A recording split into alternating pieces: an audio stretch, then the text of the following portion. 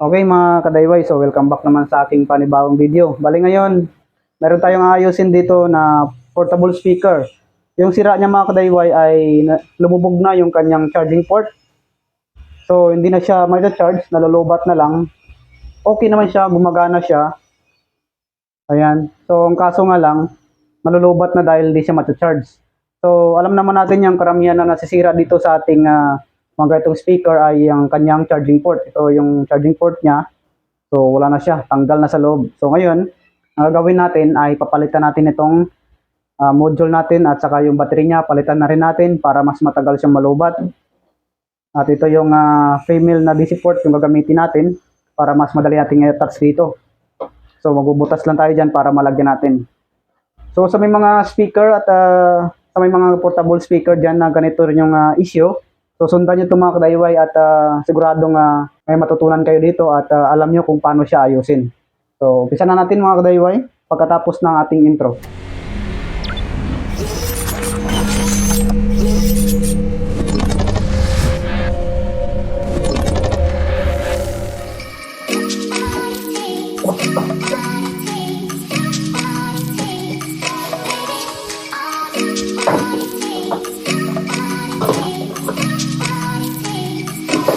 So meron siyang battery na dalawa. At ito yung kanyang charging port na natanggal na. Ito na yung kakabit natin. So ikakat natin ito. Yung battery niya ay nakahiwalay. So sa ating pagsamahin na lang natin at pagsamahin na lang natin ito yung wire niya. Yung positive sa positive pagsamahin lang natin. At yung negative ganun din. Itong battery natin ay naka 1S2P.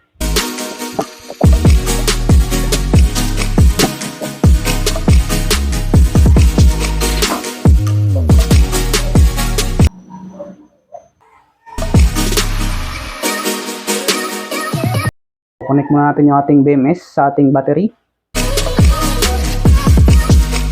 Yung nakalagay sa ating battery, yan po yung BMS. Itong module na to.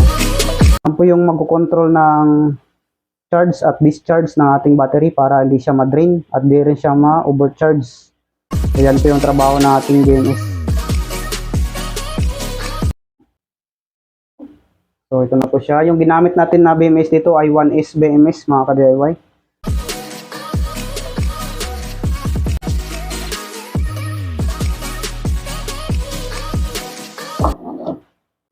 Bali yung line ng ating board at yung charging module natin ay magkaparallel lang po yan.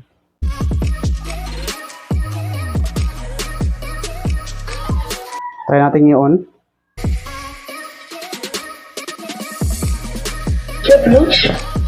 Okay. Patapos yan, balutin lang natin ng Kapton tape para walang mag-short sa loob.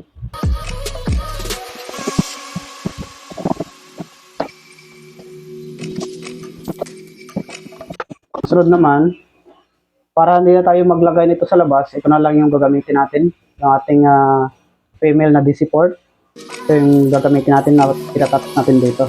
So, bubutasan muna natin ito mga kadayway para may paglagyan tayo nitong DC port. Okay, so nabutasan na natin siya. So, ilagay lang natin ito. Ayan.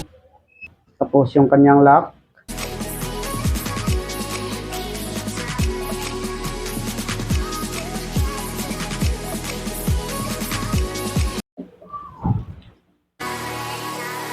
Okay, so yan na po siya mga ka-DIY. Tapos ito naman ay kukonek natin dito sa ating sa ating module. So tingnan lang po natin yung input. So makikita niyo po yung yan po yung input natin maliban po dito sa micro USB. So meron din po yan sa gilid. Ayan. So diyan natin i-attach.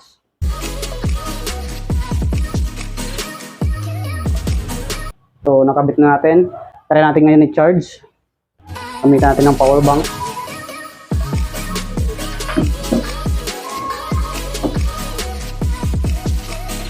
Ayan, so charging. So okay na po yan mga ka-DIY. So ganyan lang kasimple kapag halimbawa na gusto nyong palitan yung charging port ng inyong mga portable speaker. So ayan, ready na natin siya ikabit mga ka-DIY.